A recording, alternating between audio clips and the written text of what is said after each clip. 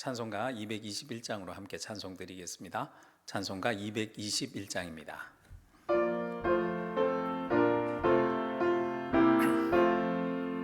주 믿는 형제들 사랑의 사귐은 천국의 교제 같으니 참 좋은 친교라. 하나님 보좌 다 기도드리니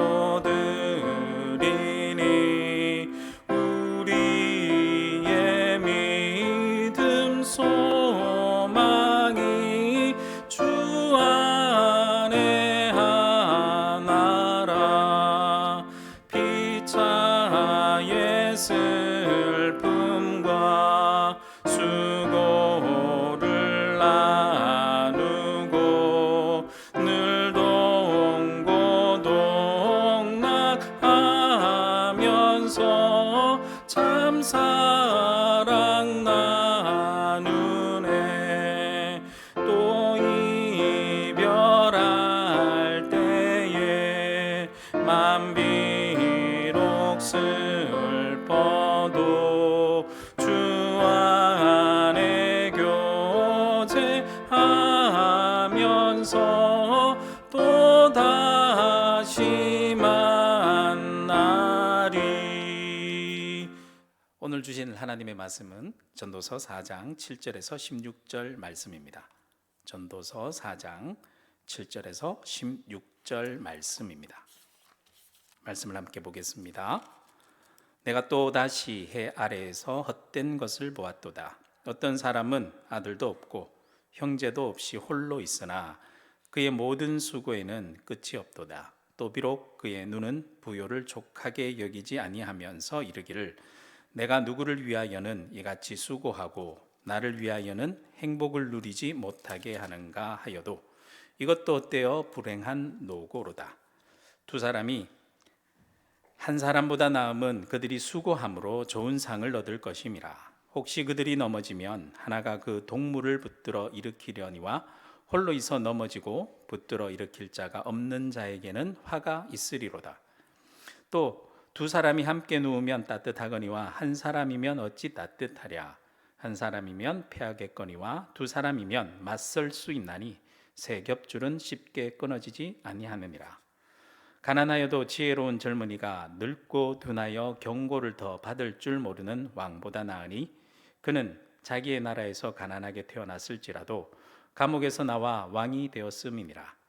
내가 본즉 해 아래에서 다니는 인생들의 왕의 다음 자리에 있다가 왕을 대신하여 일어난 젊은이와 함께 있고 그의 치리를 받는 모든 백성들이 무수하였을지라도 후에 오는 자들은 그를 기뻐하지 아니하리니 이것도 어때요? 바람을 잡는 것이로다. 아멘. 전도자는 오늘도 7절 말씀에 나와 있는 것처럼 자신이 직접 보고 경험한 해 아래의 헛된 그것들에 대해서 계속 이야기를 진행해 나가고 있습니다. 7절 말씀을 먼저 볼까요? 7절 말씀에 보면 이렇게 말씀합니다. 내가 또 다시 해 아래에서 헛된 것을 보았도다 라고 말씀하죠. 전도자가 본 해 아래에서 헛된 것이 무엇인지 오늘 본문 말씀을 단락별로 구분해서 더 자세히 살펴보도록 하겠습니다. 오늘 말씀은 단락별로 나누어 보면 이렇습니다. 첫 번째는 홀로 있는 것의 헛됨에 대해서 7절에서 8절까지 말씀하고요. 9절부터 12절 말씀까지는 함께 있는 것의 유익함에 대해서 나옵니다. 마지막으로 13절에서 16절 말씀까지는 권력의 무상함에 대해서 말씀하고 있습니다. 말씀을 좀 더 자세히 보겠습니다. 먼저 첫 번째 부분으로 홀로 있는 것의 헛됨에 대해서 말하는 7절에서 8절 말씀 부분입니다. 7절은 조금 전에 읽었고 8절 말씀에 보면 다시 전도자가 본 해 아래 헛된 것에 대해서 이야기를 계속해 나갑니다. 8절 말씀에 보시면 어떤 사람은 아들도 없고 형제도 없이 홀로 있으나 그의 모든 수고에는 끝이 없도다. 또 비록 그의 눈은 부요를 족하게 여기지 아니하면서 이르기를 내가 누구를 위하여는 이같이 수고하고 나를 위하여는 행복을 누리지 못하게 하는가 하여도 이것도 헛되어 불행한 노고로다라고 말씀합니다. 한 사람이 있는데 그 사람은 자식도 없고 형제도 없이 혼자 살면서 매일매일 열심히 수고하여 재산을 모으면서 열심히 살아가고 있었습니다. 그런데 그가 어느 날 이런 생각이 문득 든 거죠. 내가 이렇게 열심히 일하는 거, 누구 좋은 일 시키려고 내가 이렇게 오늘 주어진 즐거움도 제대로 누리지 못하고 매일 이렇게 뼈 빠지게 고생하면서 살아가는 거지? 라고 생각이 든 겁니다. 그러면서 전도자는 이렇게 말씀하죠. 이것도 헛되어 불행한 노고다 라고 말씀하고 있는데요, 여기서 이 부분을 한글 성경을 보면 불행한 노고라고 이렇게 번역되어 있지만 이 원어는 라아란 말로, 이 불행한 말을 라아란 말로 쓰고 있는데요, 이 뜻은 악한 것, 나쁜 것이라는 단어로 쓰여져 있습니다. 즉 전도자는 이것이 헛될 뿐만 아니라 악하고 나쁜 것이다 라고 아주 강도를 더 높여서 말하고 있습니다. 전도자는 지금 홀로 있는 것의 헛됨과 홀로 열심히 살아가는 그 모든 수고가 헛된 것뿐만 아니라 심지어 그것이 자신에게 악한 영향이 있다라고 말하고 있는 것이죠. 두 번째 파트로 넘어가서 그에 반해서 함께 있는 것의 유익함에 대해서 9절에서 11절 말씀에 얘기하고 있습니다. 9절 말씀을 한번 볼까요? 9절 말씀에 보면 두 사람이 한 사람보다 나음은 그들이 수고함으로 좋은 상을 얻을 것임이라 라고 말씀하고 있습니다. 전도자가 확실히 한 사람보다 두 사람이 함께하는 것이 유익하다라고 말하고 있는데요, 그 유익한 이유가 첫 번째 이유로 좋은 상을 얻을 것이기 때문이다라고 얘기합니다. 여기에 상이란 말을 원어로 사카르란 단어를 쓰였는데요, 이 말은 사실 어떤 의미가 있냐면 어떤 노동에 대한 대가로 받는 보상을 말하는 단어입니다. 다시 말하면 혼자 일하는 것보다 함께 일하면 더 많은 보상을 받게 될 것이다 라는 것이죠. 그렇기 때문에 함께 하는 것보다, 혼자 하는 것보다 함께 하는 것이 좋다라고 이야기하죠. 다음으로 전도자와 함께 있는 것의 두 번째 유익함에 대해서 이렇게 이야기합니다. 10절 말씀에 보면 혹시 그들이 넘어지면 하나가 그 동물을 붙들어 일으키려니와 홀로 있어 넘어지고 붙들어 일으킬 자가 없는 자에게는 화가 있으리라 라고 말씀하고 있습니다. 누구나 실수할 때도 있고 실패하고 넘어질 때가 반드시 있습니다.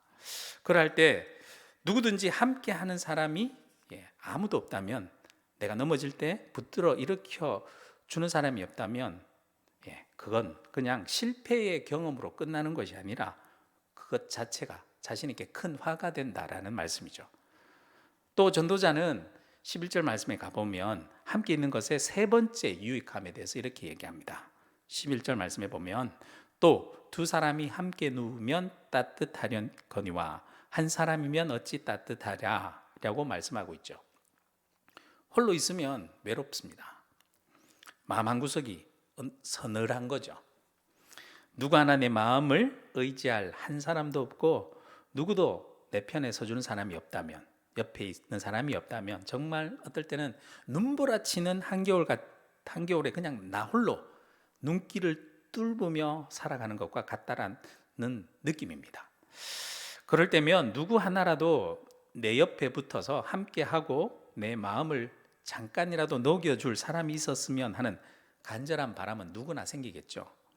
그 누구라도 내가 있는 자리에 함께 서 있어주고 내 마음을 알아주는 사람이 있다면 마음이 따뜻해지는 것뿐만 아니라요, 사실 든든하기까지 하죠.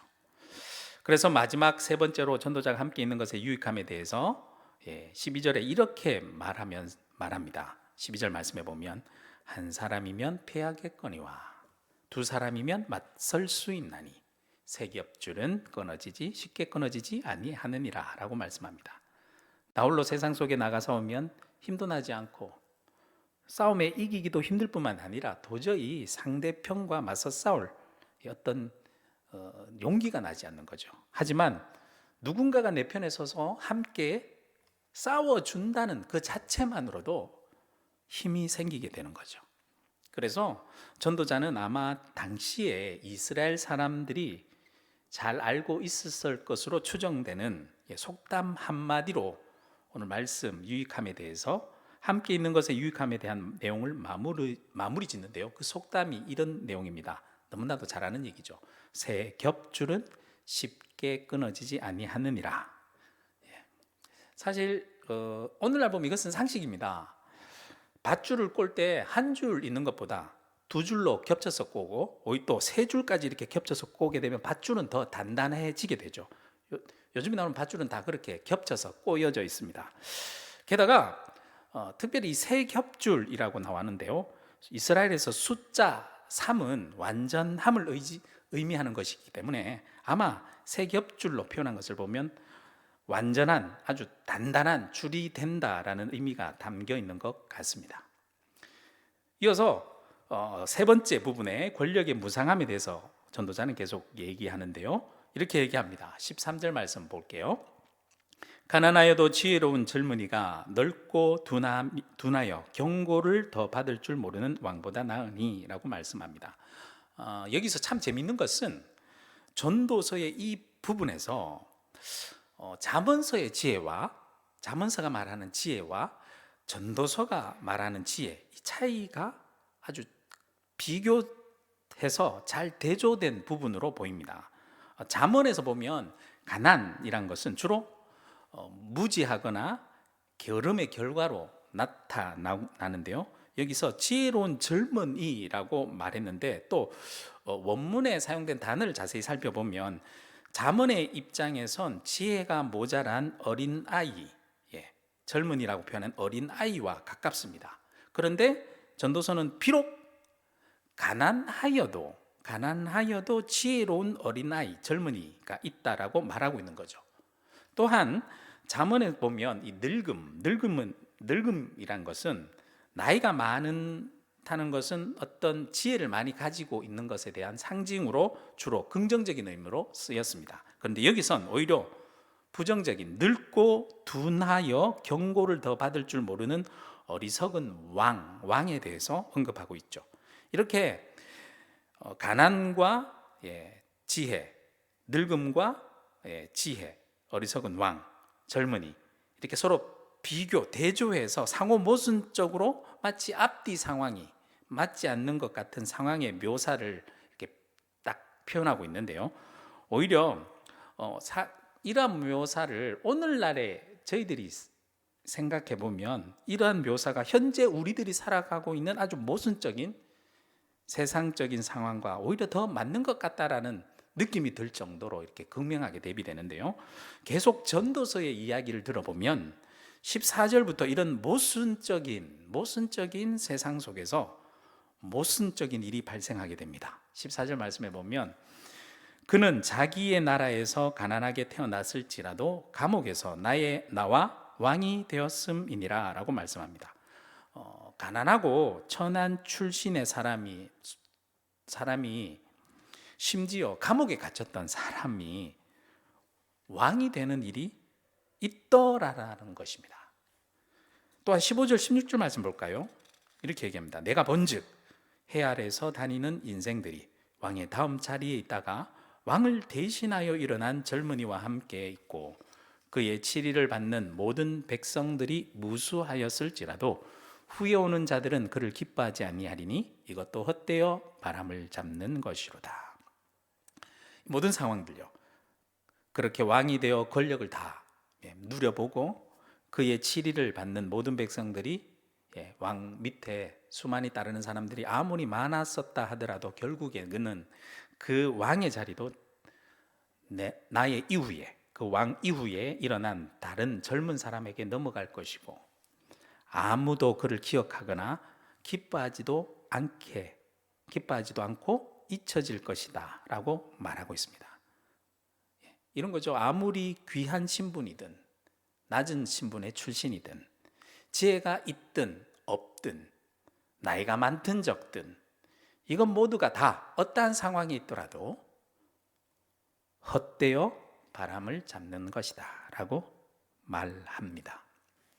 오늘 말씀을 정리해 보면 전도자는 이 세상의 모든 것, 나의 신분과 출신이 어떠하든지 간에 내가 지혜가 있다라고 생각되든지 없다라고 생각되든지 나이가 많든지 적든지 그 어떤 상황 속에서도 내가 이 땅 아래에서 수고하고 노력하는 거, 힘을 가지려고 노력하고 권력과 재물을 가지기 위해서 하는 그 모든 수고와 노력은 결국에는 헛되고 바람을 잡는 것이다 라고 결론지어 말합니다.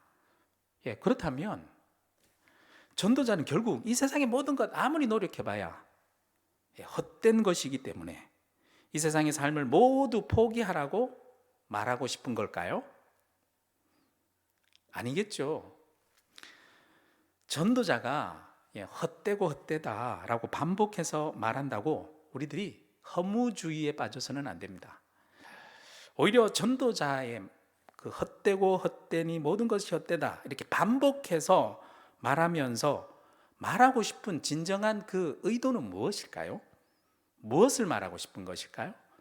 그것은 우리들이 지금 잡으려고 하는 것, 우리를 위해서, 나만을 생각하고 살아가는 그것 자체가 헛된 인생이다라는 것을 깨닫고 정말 헛되지 않고 진정 의미 있는 인생이 무엇인지를 깨달으라라고 말하고 싶은 것은 아닐까요? 오늘 말씀의 제목이 무엇입니까? 함께의 행복입니다. 우리가 이 세상에서 나 홀로 잘 살아보겠다고 나 홀로 살아간다면 그건 그냥 헛된 삶을 사는 것이라는 거죠. 하지만 우리 함께 살아간다면 내 상황과 처지가 어떠하든지 그 삶이 헛되지 않는 삶을 사는 것이다 라고 말하고 싶은 것은 아닐까요? 그리고 결국 무엇보다도 우리가 예수 그리스도와 함께 살아간다면 우리가 어떠한 상황 속에서 살아간다 하더라도 그것은 영원한 행복의 삶을 살게 될 것이다 라는 깨달음을 오늘 전도서의 말씀을 통해서 우리는 또한 깨닫게 되는 것입니다. 오늘 하루 여러분들의 삶이 나 홀로 잘 살겠다는 나 홀로의 삶에 고립되어 헛된 삶으로 살아가는 하루로 맞춰지는 것이 아니라 예수 그리스도와 함께, 가족들과 함께, 이웃들과 함께 이렇게 세 겹줄로 영원히 끊이지 않는 행복한 튼튼한 밧줄을 그렇게 붙잡고 살아가시는 귀한 하루가 되길 소망합니다.